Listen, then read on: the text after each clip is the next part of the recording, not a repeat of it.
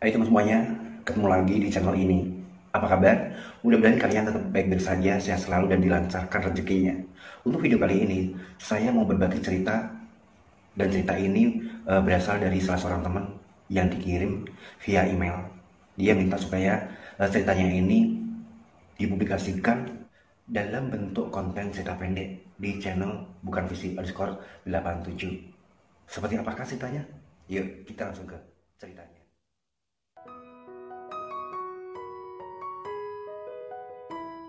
Ini acara kerja bakti di Mushola Darul Qoror. Andri adalah wanita yang pernah aku impikan waktu zaman muda dulu, tapi sayang aku dibuat kecewa. 2 kali aku tembak dia, 2 kali pula aku ditolak.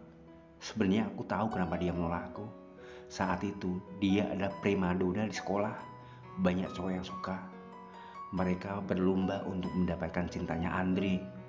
Tapi Andri adalah tipikal cewek matre yang gak mungkin mau pacaran sama cowok biasa-biasa saja.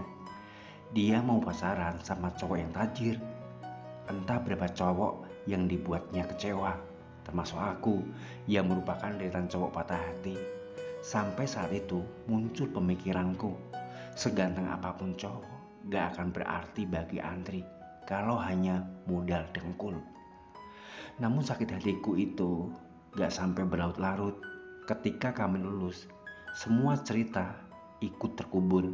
Justru saat ini pikiran dewasaku bicara. Andai saja waktu itu aku bisa masalin Andri, sudah pasti ujiannya sangat berat. Ketika aku gak bisa memberikan keinginannya, saat itulah dia dengan mudah merendahkanku. Dan amit-amit aku punya istri macam Andri, perempuan yang peringainya buruk dan jauh dari kata soleha. Saat ini aku malah sangat bersyukur aku telah mendapatkan istri yang baik, soleha, dan gak pernah menuntut apa-apa padaku. Dia selalu menerima hasil kerjaku dengan senang hati. Berapapun yang aku beri, dia selalu mensyukuri. Dita nama istriku, gak kalah cantiknya dengan Andri. Ini menjadi bukti jika sebenarnya aku ini cowok ganteng. Kalau Andri menolakku, ya alasannya sudah jelas di atas. Dia cewek matre. Sementara aku hanya cowok biasa. Orang tua aku bukan orang kaya. 2 tahun berlalu, aku benar-benar menikmati hidup bahagia bersama istri dan anakku. Anakku cewek. Aku beri nama Andita, merupakan kombinasi dari namaku dan nama istriku, Andis dan Dita.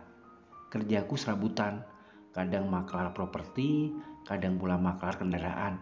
Pokoknya maklar apa saja, yang semuanya aku jalankan secara online. Hasilnya lumayan, karena sering closing. Sampai suatu kesempatan, ada akun Instagram yang follow akunku. Nama akunnya Andriaska. Hatiku sempat terlonjak. Apa Andri itu? Tanyaku di hati, penuh penasaran. Tapi foto profilnya kosong. Aku buka beranda, juga gak dari riwayat apapun. Kosong. Mungkin orang iseng bikin akun abal-abal. Hingga aku sedikit hela nafas. Agak kecewa juga, karena tadi sempat berharap. Mungkin sekitar 2 hari kemudian, akun Instagram Andriaska kirim DM. Hai Andis, apa kabar? Aku sempat kaget. Dia kenal aku, padahal nama akunku gak pakai namaku. Tiba-tiba terbesit perasaan senang di hatiku. Aku yakin dia Andri. Seketika aku balas dengan berlagak gak tahu. Benar, maaf, kamu siapa ya?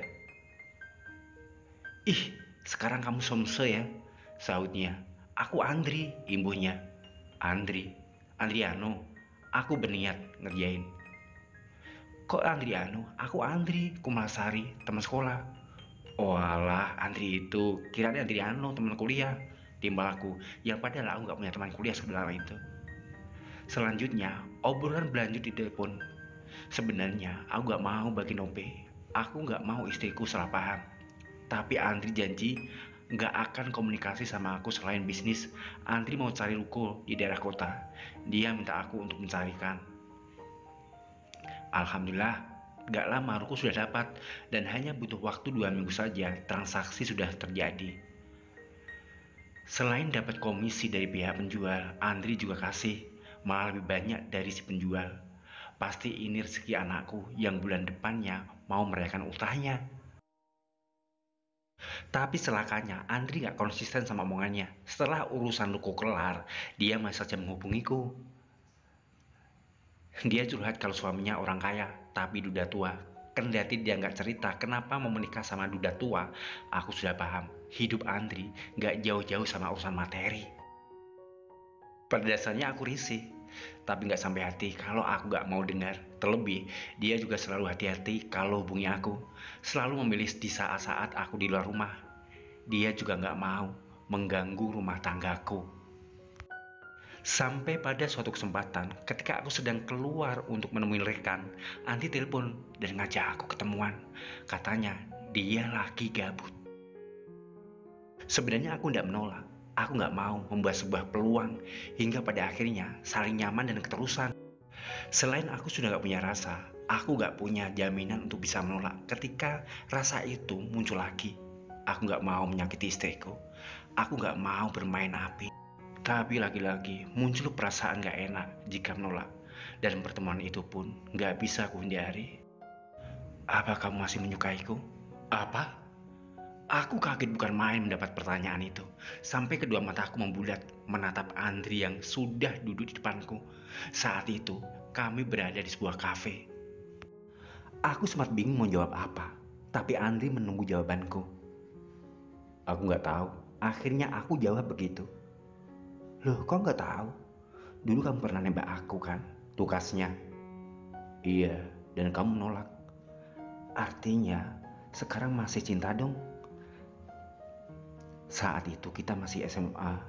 Itu cinta monyet, dan cinta monyet akan mudah hilang tergerus waktu. Ilahku, hati-hati, karena nggak mau menyinggung perasaannya. Kulihat Andri terdiam. Dia menunduk. Seolah-olah hendak menyembunyikan sesuatu dari sorot matanya. Aku mengerutkan bulu alis, terus memperhatikannya. Kenapa tiba-tiba kamu bertanya itu? Tanyaku, sengaja mencairkan suasana yang saat diam dan beku. Gak apa-apa, jawabnya, seraya melempar senyum. Senyum yang dipaksakan. Aku bisa merasakan itu. Tiba-tiba, terjadi perasaan gak enak melihat keadaan Andri. Juga heran, apa tujuannya bertanya seperti itu? Aku hanya menyesal, ucapnya dengan nada datar. Menyesal dalam hal? Tanya aku heran. Kenapa menerima lamaran suamiku waktu itu? Jangan menyesal, itu sudah menjadi garis takdirmu, timpalku. Berarti takdirku terlalu buruk kan? Mendengar ucapan itu, aku jadi tahu jika hati Andri saat ini sangat sensitif dan labil. Jangan ngomong seperti itu, gak baik. Tapi aku gak bahagia, Lis, ucap Andri dengan intonasi agak naik. Bahagia atau enggak, itu tergantung pada diri sendiri. Maksudmu? Kedua mata Andri menyipit. Kamu sudah punya segalanya. Bahkan mungkin apa yang dulu kamu impikan sudah kamu dapatkan.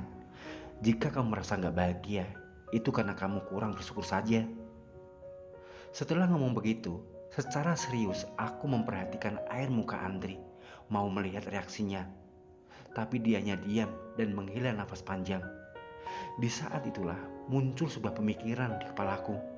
Pasti kamu tengah menemui balasan atas perbuatanmu dulu yang selalu meremehkan cowok biasa dan mendewakan cowok tajir. Suasana yang hening itu kian menggetarkan ulu hatiku ketika tangan Andri meraih tanganku dan menggenggamnya sambil berucap, "Aku cinta kamu, Dis." Waduh, ucapan itu keluar spontan dari mulutku, lumayan keras. Sumpah, aku kaget. Kenapa? Tanya Andri, masih tetap menggenggam tanganku. Jangan, Andri. Kita sudah punya keluarga masing-masing, kataku meminta. Tenang saja. Aku gak akan merusak rumah tanggamu, ujarnya. Makasih, ucapku, merasa lega. Tapi Andri memotong omongan. Aku menatapnya lekat-lekat, merasa penasaran apa yang hendak diucapkan. Tapi kenapa? Tanyaku, merasa gak sabar. Aku ingin kita mau menjalin hubungan. Loh, katanya kamu gak mau mengganggu rumah tanggaku. Aku bertanya dengan muka tegang. Asal kita hati-hati. Suamiku dan istrimu gak tahu. Semua akan baik-baik saja. Jangan, Andri. Aku gak bisa, tolakku. Kulihat raut wajah Andri menyedih, menatapku dengan tanpa berkedip. Kamu sudah gak cinta sama aku lagi? Tanyanya lagi. Aku kian bingung. Dan anehnya, ada bimbang yang muncul dalam hatiku. Apa aku masih cinta Andri? Cinta atau enggak, kita tetap gak boleh berbuat sesuatu yang bisa berakhir buruk dengan kehidupan kita, Andri. Ucapku mencoba untuk menasehati. Andri diam, kembali menundukkan wajahnya. Dan gak lama, aku kaget ketika melihat ada butiran air menitik dan jatuh di atas meja. Andri menangis. Seketika aku merasa bersalah telah membuatnya menangis. Hingga selanjutnya meraih tangan Andri yang sesaat tadi sudah terlepas, lalu meremasnya perlahan. Lalu dengan nada pelan dan hati-hati, takut menyinggung, aku berkata, kita jangan menuruti keinginan hati, karena akibatnya akan fatal. Bisa saja kita menjalin hubungan, tapi cepat atau lambat semuanya akan terbongkar. Andri masih bungkam, malah sudah keluar suara isakan dari mulutnya, walau lirih. Aku terus memperhatikannya dan terus terang, secara perlahan, rasa kasihan itu seperti menjelma sebuah perasaan simpati yang kian membesar dan memenuhi ruang hatiku. Aku bingung dengan keadaan diriku sendiri, padahal aku gak ingin hal yang terburuk akan aku alami. Aku gak mau rumah tanggaku hancur di tengah jalan, apalagi gara-gara selingkuh. Oh Tuhan, apa yang harus kuperbuat? Ternyata aku lelaki yang lemah, gak bisa menolak keinginan Andri. Hingga aku mau saja ketika Andri mengajakku menjalin hubungan terlarang. Apa kamu sudah punya anak? Tanyaku di lain hari ketika kami berada di suatu tempat yang kami anggap paling aman. Belum, aku gak mau punya anak sama orang yang gak aku cintai, jawab Andri yang bikin kedua mataku menyipit. Kenapa? Tanyaku heran. Gak kenapa-kenapa. Jika kita melakukannya dan kamu akhirnya hamil, bagaimana? Tanyaku. Justru itu yang aku inginkan. Maksudmu? Aku bingung sekali. Aku mau punya anak sama kamu. What? Kedua mataku yang semula menyipit kini membuat lebar dan membulat. Benar-benar aku gak nyangka Andri akan mengatakan itu. Dan yang buat aku gak percaya, dia ingin punya anak sama aku. Mungkin aku bisa memahami keinginannya. Tapi jika itu sampai terjadi dan anak kami adalah perempuan, itu yang akan menjadi masalah di kemudian hari. Namun sebelum hilang rasa kagetku, Andri sudah memulai aksinya. Dia menyerangku secara membabi buta. Sebenarnya aku merasa heran sekali. Sikapnya selayaknya orang yang kelaparan. Pasti suaminya gak bisa memberinya. Akhirnya dengan sangat terpaksa, aku pun mulai bermain, mengimbangi permainannya. Dan saat itu kami sama-sama telah lupa, melupakan status kami. Yang ada adalah kami ingin menuntaskan keindahan dunia yang sebenarnya gak seberapa indah, tapi selalu membuat anak manusia lupa, menjadi mabuk. Alhasil kami sama-sama menggapai keindahan itu berkali-kali, sampai aku melihat senyum bahagia yang mengembang di bibir Andri. Sementara aku sendiri gak tahu apakah bahagia atau justru merasa berdosa. Waktu terus berlalu, kami terus saja menjalin hubungan. Sejauh itu memang masih aman-aman saja. Kami bermain dengan slow, gak harus memaksakan diri untuk setiap saat bertemu. Meski merasa kangen, jika keadaan gak memungkinkan, kami bisa menahan. Sampai tiba waktunya. Saat itulah kami sama-sama melampiaskan perasaan kangen dan hasrat dengan sepuas-puasnya. Sampai akhirnya Andri memberiku kabar dia positif. Kami yakin itu buah dari perbuatan kami, karena Andri gak pernah melakukan sama suaminya sepanjang menjalin hubungan sama aku. Sebenarnya aku senang mendapat kabar itu. Aku akan punya anak sama Andri. Cuma yang mengganggu pikiranku, bagaimana kalau anakku nanti perempuan dan aku adalah walinya? karena aku sebagai bapaknya. Moga saja laki-laki biar gak ada masalah di depannya.